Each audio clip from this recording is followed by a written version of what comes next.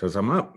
All right. So how's everybody? Those of you that are able to join me live, appreciate you.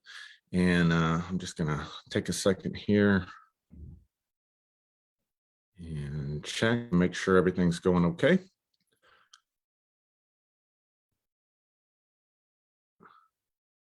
Yeah, it looks like everything's working. So how's everybody feeling? Hope you're doing good. So I want to talk today. I want to pick up on some stuff that I talked about starting last week.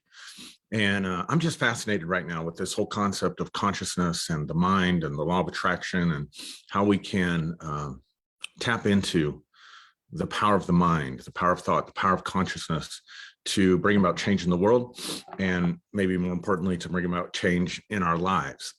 So, it's great, some of the stuff that's coming out right now, where there are scientists, people who understand better than me anyway, quantum theory and quantum physics, and they are saying some of these same things scientifically. It's not my background. My background is in psychology and theology, and that includes the Bible. So I use the Bible, but I'm definitely not, if you've been around any time at all, watch my channel, I'm definitely not one of those Bible people. So anyway, some people jumping on. Hey, Ben, good to see you.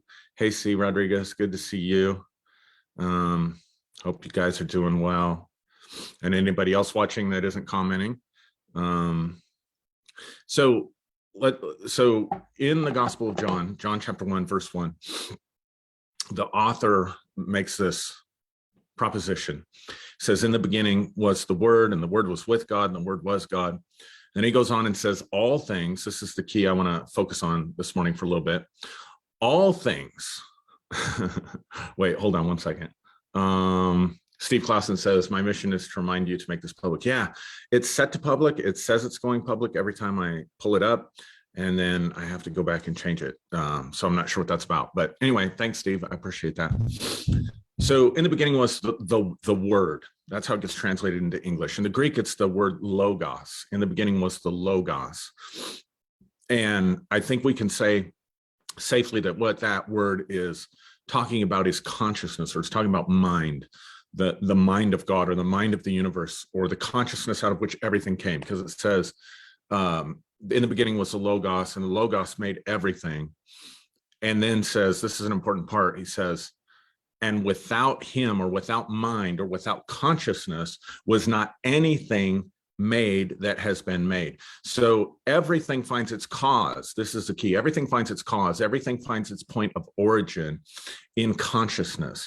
And there is nothing that exists anywhere in the universe, multiverse, whatever your feelings and thoughts are on that, in the physical dimension, in the metaphysical dimensions, the unseen realms, there's nothing that exists apart from consciousness, or did not have its cause and its origin in consciousness.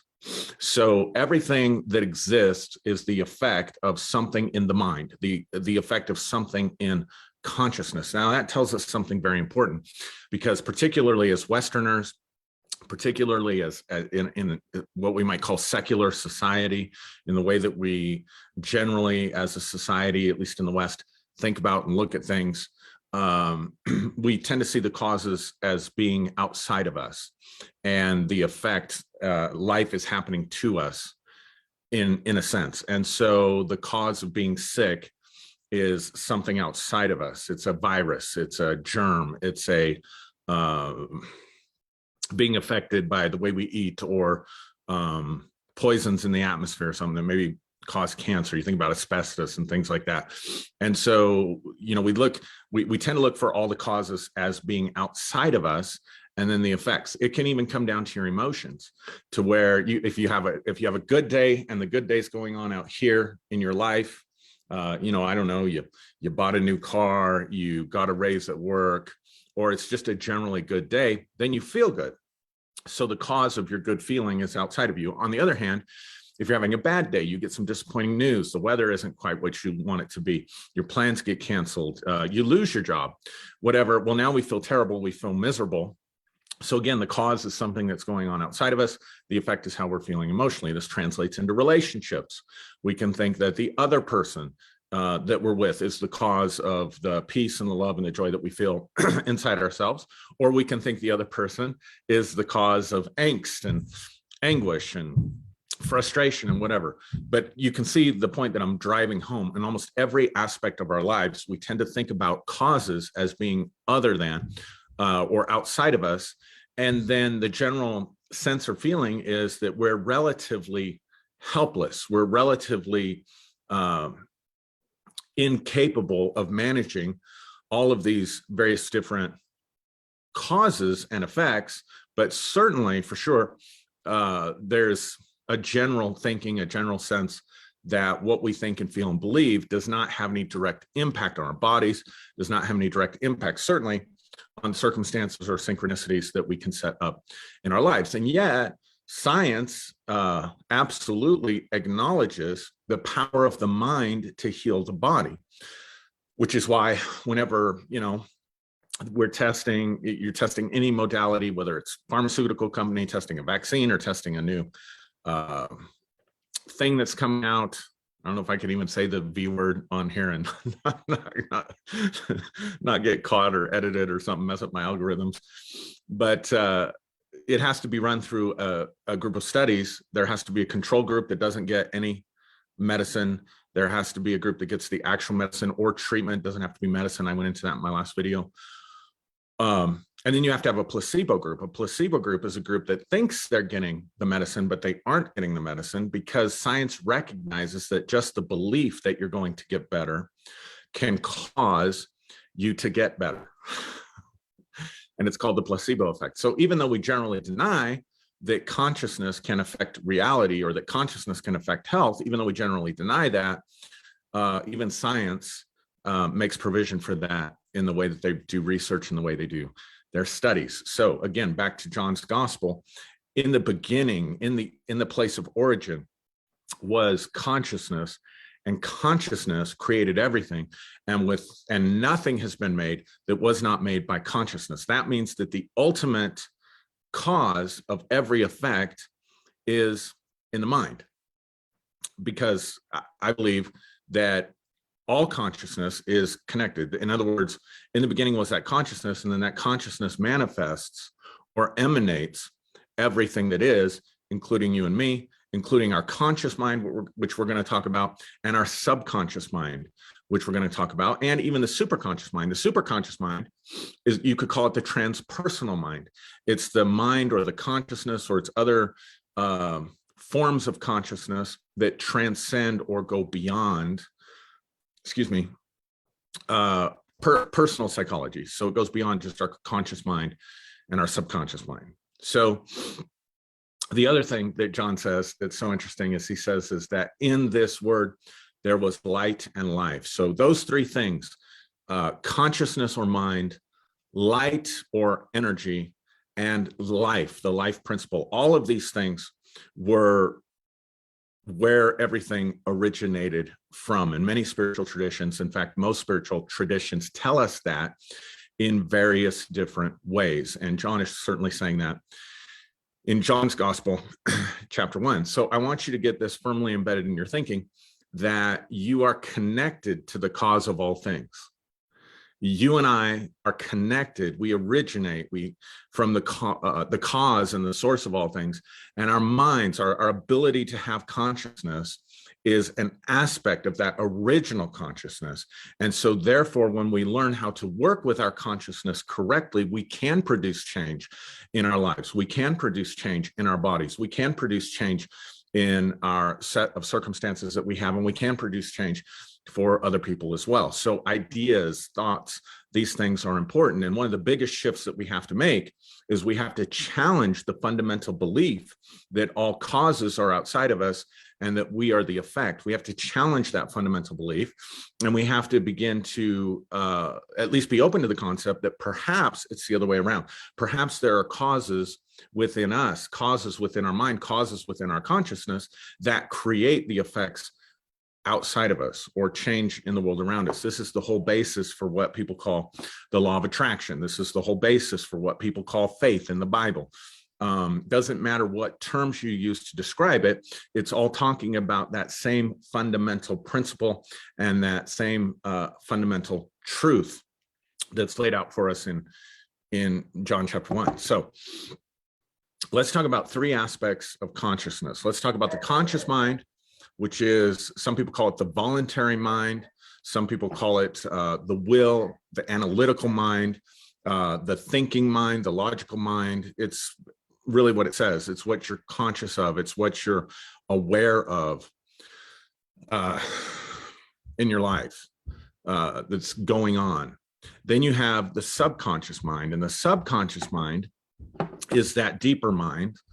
That is everything that's contained within you that you're not aware of in the present moment. Give me 1 second. I need to take just a brief second.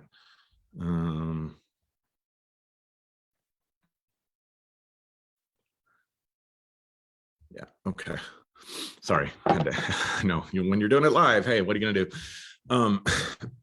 So the subconscious mind then makes up our memories. It makes up our emotions. It makes up the aspects of ourselves that go on automatic pilot. It's the automatic mind. So it's the ability to learn tasks and incorporate them and not have to think about them, not have to make conscious choice about them anymore.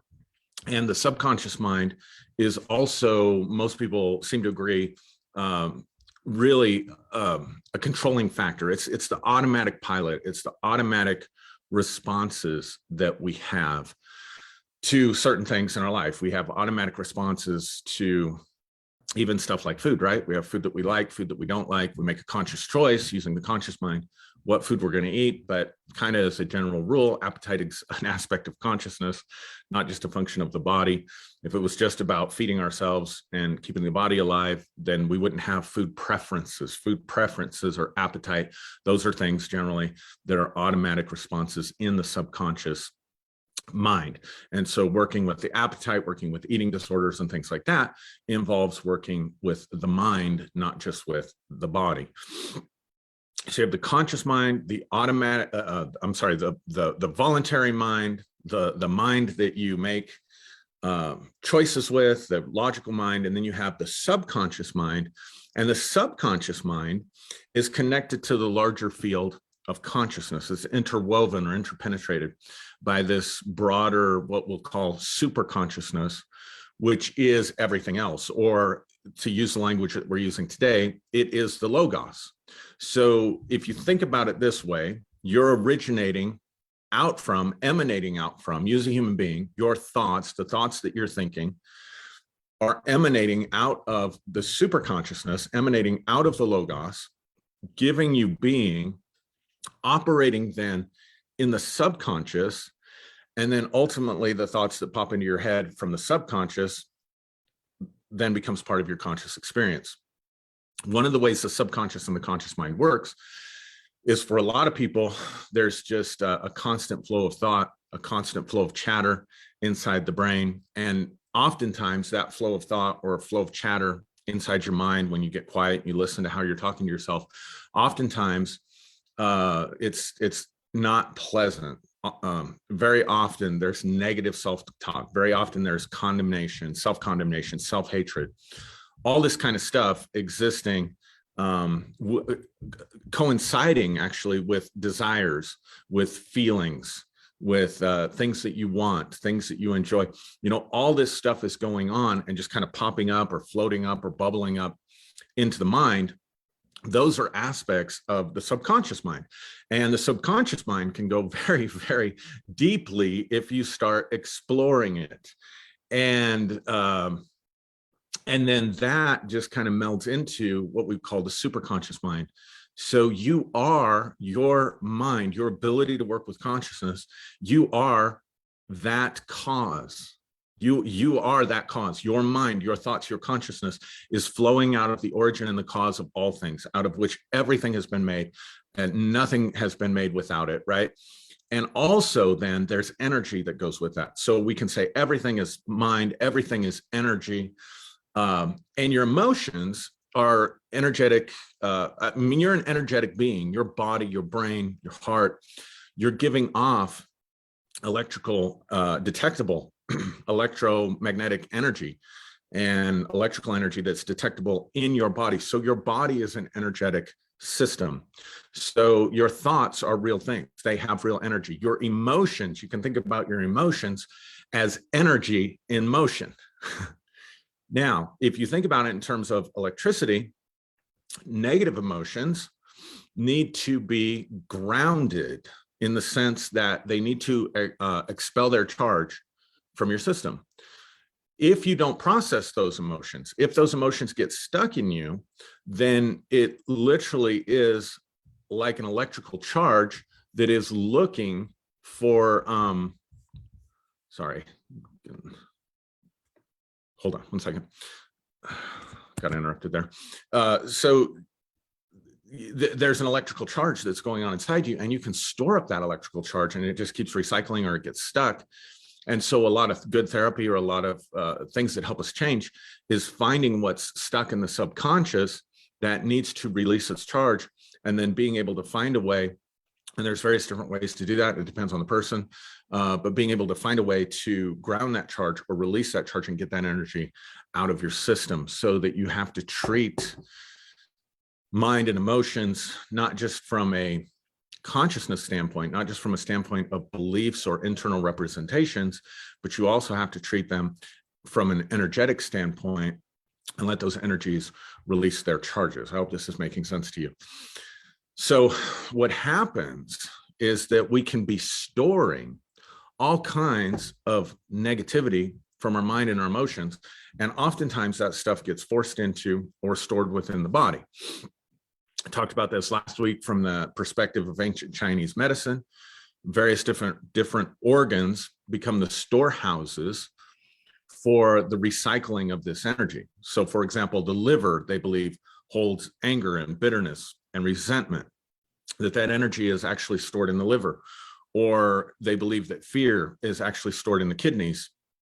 And then when they go to treat someone, they're treating them holistically, looking at the emotions as well as the physical stuff that's going on. So what I want to suggest to you, what I want to propose to you in this video, number one, is that if you need to make changes in your life, that you shift your paradigm. Because when we think about changing our life, more often than not, we think about working on the causes outside of us, changing the causes outside of us so that our life comes up better and we're the better effect. I want to suggest to you that you start thinking about changing your consciousness, that you start thinking about working on your consciousness. Think about it this way. Your body is the house in which you, the you that you know yourself to be, lives, right? So what kind of a house do you want to live in? What kind of environment do you want to live in? In other words, I'm not suggesting that you just take care of the outward body, the body itself, which would be like painting your house or putting a new layer of stucco or something on your house. And it looks good on the outside, and you're trimming the yard, and the yard looks great outside, but you come inside and it's a complete disaster. It smells bad, trash everywhere. There's stuff in there from 1993 that's still rotting. There's the doors aren't working, the lights aren't working, stuff's falling apart. You have one or two nice rooms that you try to live in, but then you have the rest of this. So what I'm suggesting is that the interior of the place that you live, the interior of the place that you inhabit, is the consciousness, what's going on in your mind. Are you feeling good? Are you thinking good and healthy and wholesome and positive thoughts? If you're constantly ruminating on stuff that's negative, if you're constantly angry about stuff that you can't control, if you're constantly anxious and worrying, then the environment in which you live is probably not very pleasant or enjoyable or helpful for you, and in some cases may even be toxic for you. And so what I'm suggesting is that we back up, and instead of working on everything out here, our relationships, our job, our money, the politics of everything and all that stuff, trying to get, I mean, it's funny if you think about it, because we are so much at effect in our own thinking. People get all riled up and worked up about stuff they really can't control. like on the political arena or political agenda, and we get mad at the other side because we think if the other side would just do right, then all the causes out here would change and my effects would become better. And so we give all our energy to this stuff. What I'm suggesting is that you take some of that back, you take some of that energy back, you take your power back, you put the locus of control back within yourself, back within your mind, back within consciousness, and then you spend some deliberate time, just like you would spend time cleaning your house, just like you would spend time doing yard work, that you set aside time to work on the real habitation, work on the real you, work on what's going on inside your conscious mind and your subconscious mind. And so a lot of that negativity and stuff needs to be cleaned out. That clutter needs to be cleaned out.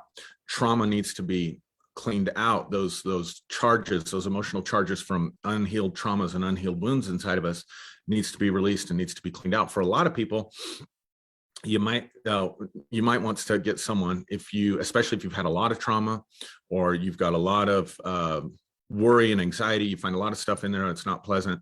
It's okay to hire a professional to help you along the way, to help you along your journey. And I'd encourage you to do that. And so that's my medical disclaimer. This is not a substitute for mental health treatment, anything like that. I probably should say that at the beginning. But so let's talk about this now. I want to tie this in to, this is where it's going to seem like I'm changing. So this is my blinker light to let you know I'm changing subjects, but you'll see how these things go together. I've just been laying a foundation for this.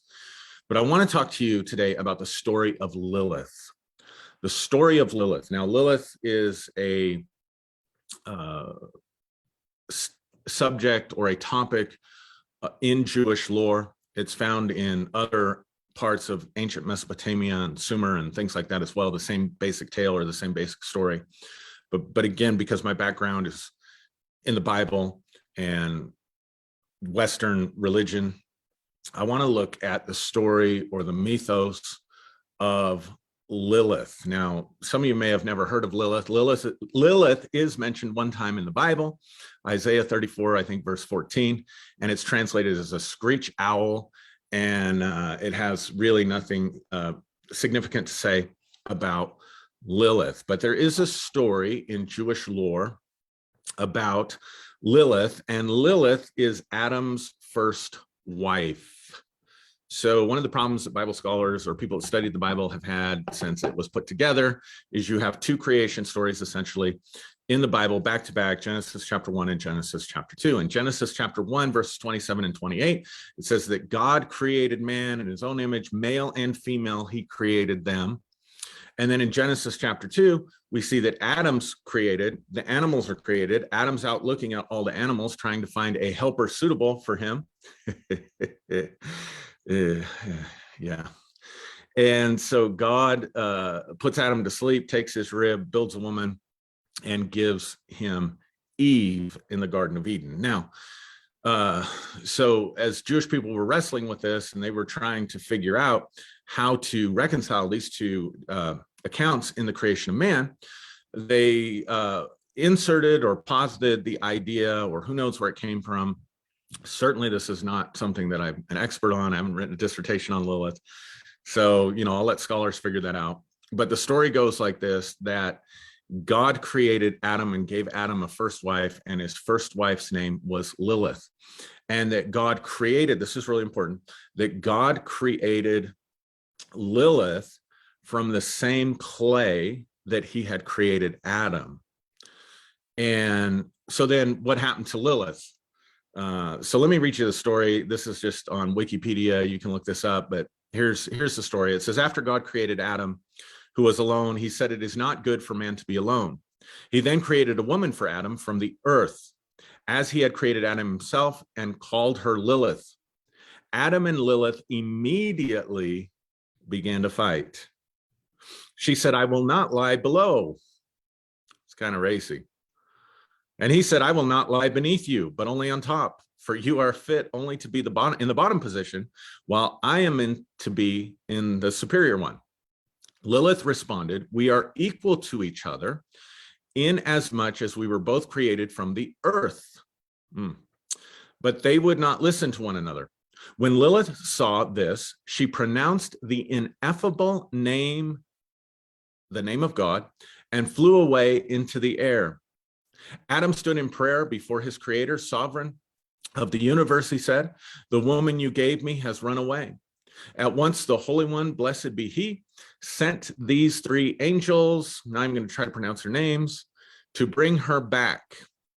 Said the Holy One to Adam, "If she agrees to come back, what is made is good. If not, she must permit 100 of her children to die every day."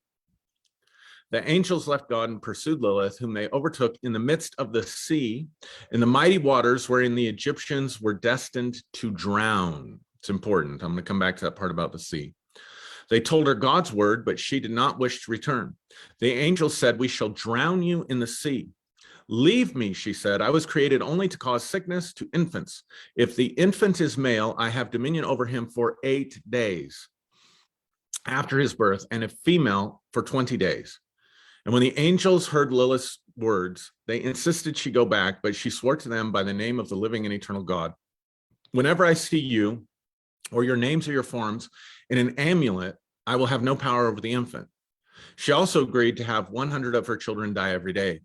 Accordingly, every day 100 demons perish, and for the same reason we write the angels' names on the amulets of young children. When Lilith sees their names, she remembers her oath, and the child recovers. So that's the story as it's told in Wikipedia. Now, there's a number of elements in here. Lilith wants to be equal with Adam. They begin to fight immediately. And Adam says, "You have to be inferior to me. You have to be beneath me. You have to be on the bottom." See, all arguments start from sex. Even in the beginning, it was that way. No, I'm just kidding. You have to be beneath me. You have to be, you're inferior to me. And she says, "No, I'm equal to you." And then she uses the ineffable name of God and she flies away. Now, then the story gets a little twisted. You know, it's funny. There are people that take this seriously. Like there's people that think that these stories are true. And it's just amazing to me how, I know some of them, it's just amazing to me how otherwise very intelligent, rational people, logical people can look at these stories and take them literally and take them seriously. Just goes to show you the power of the subconscious mind. But obviously this is a myth. But here's the thing about myths. Myths often tell us stories about ourselves. Stories in and of themselves are, especially fiction, are projections of our own consciousness. They're projections or they're models of what's going on inside of us. And so if we're insightful, we can look at these stories, or we can look at any myth, and we can begin to discern some of the inner workings of the psyche by looking at the outward projection of those inner workings. And that's how I want to bring these things together. That's how I want to bring together the creation story of Adam and Lilith, and then later Adam and Eve, and then how the tale went about Lilith being a night demon and Lilith being the one who was responsible for killing children. And I want to look at this as a myth that invites us to see the workings of our own consciousness so that we can understand on some level why we self-sabotage and why sometimes the law of attraction doesn't work for us because of things that are going on in our own psyche that we can see in these stories.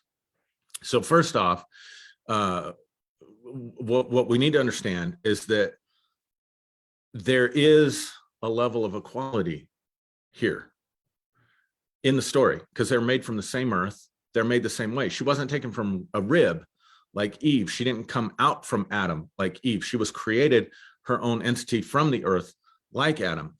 And so there's so much we could say here about Lilith as an archetype for equality for everyone on earth, and how oftentimes those voices for equality for everyone on earth become exiled in our societies. They become things that we demonize. They become things or people that are marginalized, that we don't want to hear from, that we don't want to listen to, that you're just destroying, you're killing the babies, you're destroying the future for us. So that's Lilith on a macro scale. Lilith on a micro scale. Now, before we do this, let's understand something about the way the masculine and the way the feminine in the Bible stories may relate to the conscious mind and the subconscious mind. So lots of Bible teachers, I don't want to belabor this point. I'll do a teaching on it at some other point. But the mystical look at Genesis chapter 2, trying to think of it as Genesis chapter 2 or Genesis chapter 3, but the mystical look at Genesis chapter 2 is that Adam represents the conscious mind, and in that sense, the authoritative mind, because the conscious mind is the executive mind. It makes the decisions about direction and things like that. The wife, or the feminine part, is the subconscious mind, and that is then the part that takes direction. It's that part that is subservient. It's not a literal thing. It's not meant to be played out in relationships, although it does happen every day, all over the world, everywhere, with humanity. But that's not what is being taught here. That's not what I'm teaching, not what I'm saying. I'm not saying this has anything to do with male-female relationships. I'm saying that we can use the masculine and feminine as a picture of what goes on inside of us.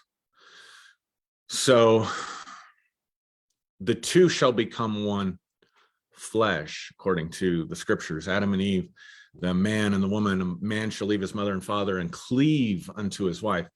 And so there's supposed to be a joining and a flowing and a relationship and an interaction and a oneness between the conscious mind and the subconscious mind. That's what real wholeness looks like. And when you can align the Gospel of Thomas, in the Gospel of Thomas, Jesus said this: if you make the two one, you can say to the mountain, be removed, and it'll be removed for you. If you make the two one in your body, if you make the conscious mind, the subconscious mind come together as one flesh, so that there's alignment and congruence between the conscious mind and the subconscious mind, then you can give birth to something. You can produce something. So this process of changing things, this process of working with consciousness to change things, or of the law of attraction, has to honor and take into account the masculine principle and the feminine principle, and the oneness, if you will, between the conscious mind and the subconscious. And that's where the work needs to be done. That's where the joining and the aligning needs to be done. Because remember, your mind is connected to the source of all things. And the super consciousness that we were talking about flows into your conscious mind so that you can make executive decisions and change your life through the gateway of the subconscious mind. By the same token, the subconscious mind is receiving the seed, it's receiving the thoughts and the ideas and the suggestions of the conscious mind into its womb, so to speak. You can think about your subconscious as the matrix of your life, the matrix of all being. Its job is to receive uncritically, amorally, not judging whether it's good or bad, not judging whether it's right or wrong, not judging whether it's true or false, but receiving those suggestions indiscriminately, put there by the conscious mind, into the subconscious mind. And as the subconscious mind takes that on, then the idea is that it incubates. An idea for the future has to incubate in the subconscious mind, but eventually, if nothing aborts the baby, if nothing kills the baby in the womb, so to speak, I'm speaking metaphorically here, if nothing kills the baby once it comes out and starts to manifest, if you can keep that alignment, keep it protected, and nothing destroys it, then you can create the change you want to see in your life. The problem is there are some Liliths around. There are some Liliths in our life, or Lilith in our life, who can come and kill our babies. Again, metaphorically speaking. What I'm meaning by that is can come and consume our future, destroy our future, abort our future. And if we're not aware of Lilith and what she represents, and we don't learn how to work with Lilith, getting tongue-tied over that, and what she represents, then oftentimes what we have conceived in the mind as an idea for ourselves, what we have conceived inwardly as a new future, ends up being miscarried or aborted or killed in its infancy. So this is where Lilith comes in. So Lilith also represents a feminine principle. So Lilith represents an aspect of our being that carries those feminine principles that I'm talking about. And I'm speaking almost, again, I feel like in the culture we live today and being on social media, I have to explain everything. But when I'm talking about masculine and feminine energies, I'm not talking about it in the socially constructed way that has anything to do with gender or gender discussions today. I'm talking about it from the principle of reproduction. I'm talking about the masculine energy as that which initiates change by penetrating an environment with something new. And the feminine environment, the feminine principle is that which is able to receive that which the masculine has implanted, incubate it, and bring it forth. You could also use the parable of the sower. If you're familiar with the Bible in Mark chapter 4, the parable of the sower is the same thing. The sower is the conscious mind. The seed is an idea or a thought. It's the logos. It's the cause. It's the ability to produce change. And the ground is the heart. So the ground is the subconscious mind that the conscious mind plants the idea, the concept, what it wants to grow and cultivate into the soil of the subconscious mind, and the subconscious mind then receives it. And if it's good ground, it says the earth brings forth the fruit of itself. The earth, you bring forth the change yourself. That's actually in scriptures, looking at it in this way. Are we doing okay? Everybody got this? Let's see. I can't see my comments. So what does Lilith represent then? Lilith represents the parts of our consciousness that we fight with. Or she represents a lot more. But one of the things Lilith represents is the parts of our consciousness that our conscious mind fights with, that our conscious mind wants to suppress, that our conscious mind wants to have dominion over, that our conscious mind doesn't want to give voice to, that our conscious mind doesn't want to remember, that our conscious mind doesn't want to deal with. So this can be any internal struggle. This is where you could really get into the Freudian stuff about coping mechanisms and repression and suppression and stuff like that. But I'm not talking about this from a Freudian perspective. I'm talking about this from looking at the story of Lilith, relating it to what goes on in our consciousness, and seeing where we get with the story. So this can be traumatic memories. Sometimes people will block out traumatic memories.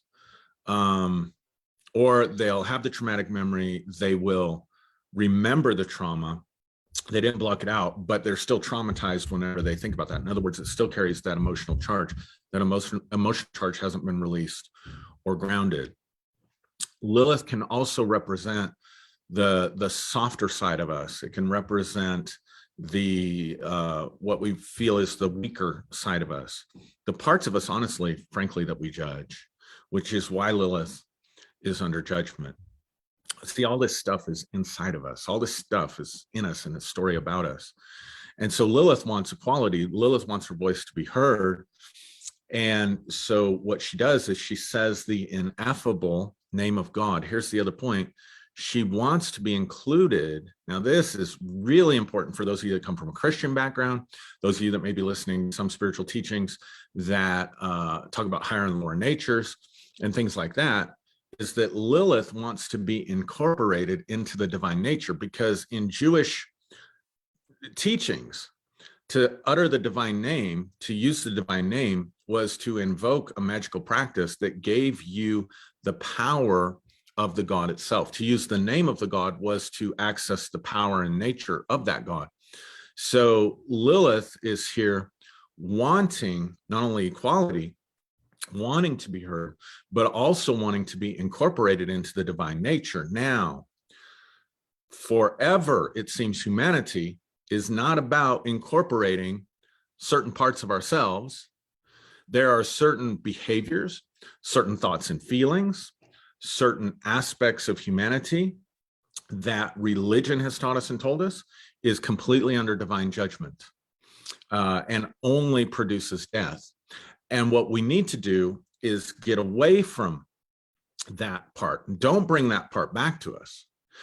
See, in the story, Lilith could only come back to Adam if she was willing to submit to that order, if she was willing to say, I am less than the divine and I am less than you. Then she could come back. If she came back, you see it in the story, if she came back, she is good. If she does not come back, she is evil, and there will be death to 100 of her children every day. So she represents then that principle of what we used to call in Christianity, the law of sin and death, or the flesh, or for some people, it might be the ego, or for some people, it might be the lower nature versus the higher nature. It's the parts of ourselves that we want eradicated, not integrated. It's the parts of ourselves we don't want to hear from and we want to keep under judgment, not parts that we want to be reunited unless they become good. So if you think about this, it could be anything. It could be unforgiveness, it could be bitterness, it could be jealousy, it could be sexual desires, it could be traumas that you experienced, it could be feelings of weakness and vulnerability to people, and putting that out there. It could be unpleasant emotions, anger, all that stuff, right? We are told to reject from our lives. We're told to push out of our consciousness because they're not good. They're only going to produce death. They're only going to make infants and children sick, right? So unless that part repents and becomes like the rest of us, unless the lower nature changes to become exactly like the higher nature, it cannot come back. And those parts of us are very resistant to change. Have you ever noticed that? The more you try to struggle and get rid of that thing, that thing that in Hebrews chapter 12, we used to call the sin that so easily besnares. The hell is that? The sin that so easily ensnares us, right? We want to be away from those things. But those parts don't go away. They keep haunting us. That's why she's a night demon. She's a night demon. So it's the parts of us that we judge. It's the parts of us that we deem as evil. It's the parts of us that we don't like that haunt us in the darkness.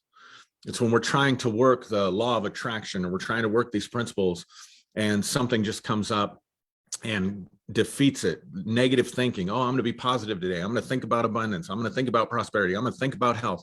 I'm going to think about love. And you start your day off with your 10-minute meditation. You get in your car, you're driving to work, and somebody cuts you off and they didn't even use their blinker. You almost got in an accident. You're blaring on the horn. You're cursing at them. And there goes your intention for the day, that you were going to live in total love and peace and joy. Just gets totally messed up right there just because somebody cut you off. Or then you get to work and you got to deal with your ugly coworker, or maybe you're in some kind of customer service business and you got to deal with the public. I remember I had a friend that worked in the service industry, and every time he'd go to work, he'd say, it's time to go. he worked as a tax collector, frankly, in the county office. And so he would say, it's time to go face the angry horde today. So what I'm saying is that Lilith hangs around. Lilith hangs around and hovers over our children. She's in the night. Interestingly, if you remember, the angels went to go and get her and talk to her in the sea. The sea is also something that represents, or can represent metaphorically and mythologically for us, can represent consciousness, specifically the superconscious. And so in the sea of your consciousness, there's a Lilith who is scorned, who is that woman scorned. You've scorned her. There are parts of us that we have scorned. There are parts of us that we have judged. There are parts of us that we have cut off from ourselves and said, you have to change. You can't be here. You have to die, et cetera, right? Now, what I would suggest as a powerful pathway of transformation is to use this archetype and this energy of Lilith and restore her.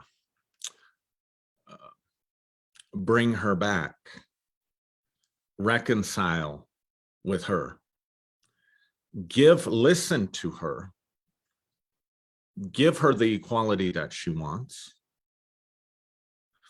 and then integrate her into the divine nature. Lilith didn't change to say the name of God. Lilith said the name of God and ascended or flew away, right? So, yeah, so what I'm saying is that you make friends with those parts, that you listen to those parts, that you give voice to those parts. Now, again, disclaimer here, if you've had a lot of trauma, you might want to find a professional. Even if you haven't had a lot of trauma, it's a good thing to find a professional that can help you work through those things. And I'm not saying this because I'm a counselor and I'm looking for business, because I've got a full plate of clients and a waiting list. So I'm not trying to make myself busier. I'm just saying that this can be a difficult and scary journey. And oftentimes it's good to have a good trauma-informed therapist that comes alongside of us and can help us. And so allowing yourself, so how do I do this? Allowing myself to feel those emotions and own them, in the sense that I went through this sucked, I'm feeling this. And then forgiveness is just letting the charge ground. Forgiveness really, in the truest sense, has nothing to do with the other person, and it's completely something different than reconciliation. Forgiveness is simply releasing the emotional charge that you have on it. And you have to feel that emotional charge, and you have to allow yourself to release that emotional charge.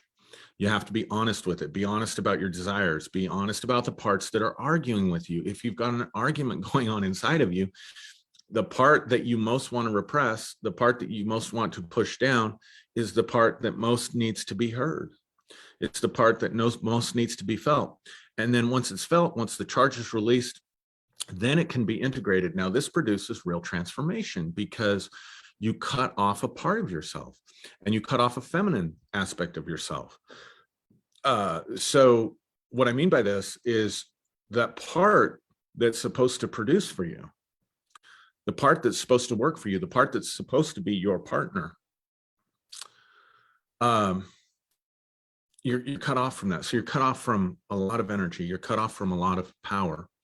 But also, more than likely, what happened was that you succumbed to some societal expectation, some familial, some family expectation, or just some religious expectation, or something within your own life, that there was a part of you that wanted to find expression. And somewhere along the way, you said, no, it's not okay for that part to find expression. Now, there are no unhealthy desires per se, but there are very unhealthy ways of getting those desires met. So I don't want anybody to take this video and use it for justification to perpetrate harm on someone else because you have destructive desires to do harm to somebody else. I'm not saying that, okay, it's okay to do harm to other people, just let those parts come in. What I'm saying is it's because of the harm that you're doing to yourself and the division and strife inside of you, more than likely, that you want to do harm or are in strife with someone out there. And if you can resolve this, then this begins to get better, because why? The cause is within us, right? But let's just say that you had a desire for wealth. You had a desire for business. You had a desire for to freedom, to work for yourself, to not have to punch a clock or whatever. But you grew up in a family that all they'd ever known was being wage earners. It looked around the family, there was nobody that was had done anything like that in your family. Maybe nobody had gone to college. I'm trying to think of the Disney movie about the Day of the Dead. Maybe that's what it's called. I can't remember, but there was a Disney movie where the guy was a shoemaker, and I think he wanted to be a musician. And they're like, no, we've always been cobblers. Nobody's been a musician. So there's that part of you that wants to be expressed, and that part of you then gets cut off because it doesn't fit. So you're going to have this argument, you're going to have this desire, you're going to have this thing So you're going to have this complaint within yourself when you go to work and you punch a clock. You're going to have this complaint within yourself. You're going to think about wanting more money. And perhaps you were taught that that was materialism or greed. And so you're going to say, oh, that's just the greedy side of me wanting this. And so by listening to that part, by finding out what that part needs, and by incorporating that part into your life, the change that possibly could take place is you begin to think about how you could start a business. You begin to think about how you could, oh yeah, Daryl says Coco. Thanks, Daryl. I can see my comments now. It's crazy. Okay. I'll go over those in a minute, the comments, but you see what I'm saying? So now that power is coming back to you and incorporating change. Could be that you had a terrible traumatic event that happened to you in your life, or a series of traumatic events that happened to you in your life that you don't want to think about and you don't want to deal with, but yet they need to be heard. And so you're struggling to keep those things suppressed and repressed. And then what happens is that those Liliths in our life end up creating self-sabotage for us. For the longest time, I don't like being in the public scene or the public eye. And so for a couple of years, I've just stayed out of it. But there's been a Lilith inside of me that's saying, you got to do this. Well, part of the reason I don't want to be in the public eye is because of the trauma of public ministry that I went through. So I had to work through a lot of that stuff. I had to work through a ton of rejection. I had to work through some childhood memories and some things like that. I had to feel it in order to heal it. I had to resolve those things. So maybe, hopefully, I can be a voice that provides help and assistance for people. And that requires that I put myself out there publicly. And if I'm not doing that because of unresolved traumas, I'm self-sabotaging and I'm cutting myself off from a potential future. So I hope that helps. I hope that makes some sense. I'm going to go back in and see if I can look at some of these comments.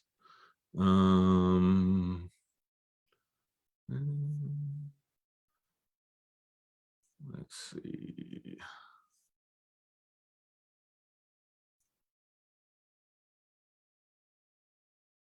Yeah, feel somebody on here keeps kind of changing and jumping around. I didn't see who put it, but somebody said feel all of it. Yeah, feel all of it, show up for all of it, show up for all of your life, show up for the good and the bad, right? Yeah, Daryl says Coco, it's the Disney movie.